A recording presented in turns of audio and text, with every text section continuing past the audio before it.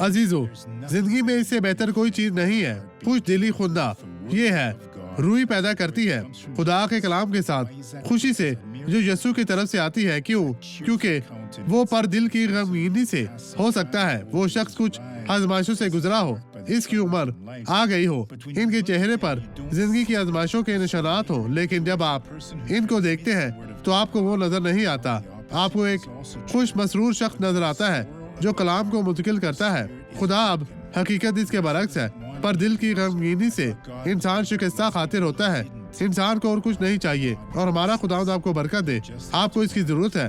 اب اس شخص کی گواہی دیکھیں جس نے برکت پائی. کل میں نے پورا دن کینسر کے اسپتال میں گزارا اور دوسرے روز بھی وہیں رہی. اپنی کیمو تھراپی کروا رہی تھی. لیکن جب میں گھر پہنچی تو میں نے کہا، اے میرے خدا، میں آج مرنے والی ہوں. میری ریڑھ کی ہڈی میں بہت درد تھا، جیسے آگ کا انگارہ ہو.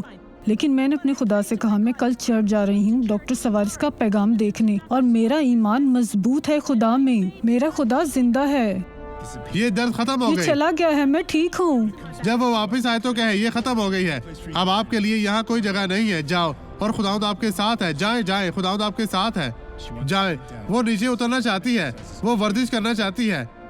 آپ پہلے نہیں کر سکتی نہیں تھی. پاسٹر، مجھے بہت زیادہ درد تھا، بہت اپنا درد. گھٹنا اٹھائے، دوسرا بھی. اور اب میں کچھ نہیں یہ کر ختم سکتی ہوا تھی. بہن. خدا نے آپ کو شفا دی، وہ جلن ختم ہوئی. خداوند آپ کے ساتھ ہے. آئے اب دعا کریں. باپ، میں ان تمام لوگوں کے لیے دعا گو ہوں جو میرے ساتھ مل کر دعا کرتے ہیں. میرا ایمان ان تمام لوگوں کے ایمان کے ساتھ جڑا ہوا ہے. خداوند اپنا داہنا شفقت بلا ہاتھ ان لوگوں کی طرف بڑھا اور انہیں برکت دے، اور شیطان سے کہہ کہ ان زندگیوں کو چھوڑ دے، کیونکہ اب یہ لوگ تیرے ہیں، کیونکہ یہ اب خدا کے بیٹے بیٹیاں ہیں. عزیزو، ایمان رکھے کہ خداوند اس وقت یہاں پر موجود ہے. وہ خداوند آپ کو برکت دینے کے لیے یہاں موجود ہے. خداوند آپ کے ساتھ ہے، یسوع مسیح ناصری کے نام میں. اور آپ کہیں، خداوند تیرا شکر ہو، اور آمین.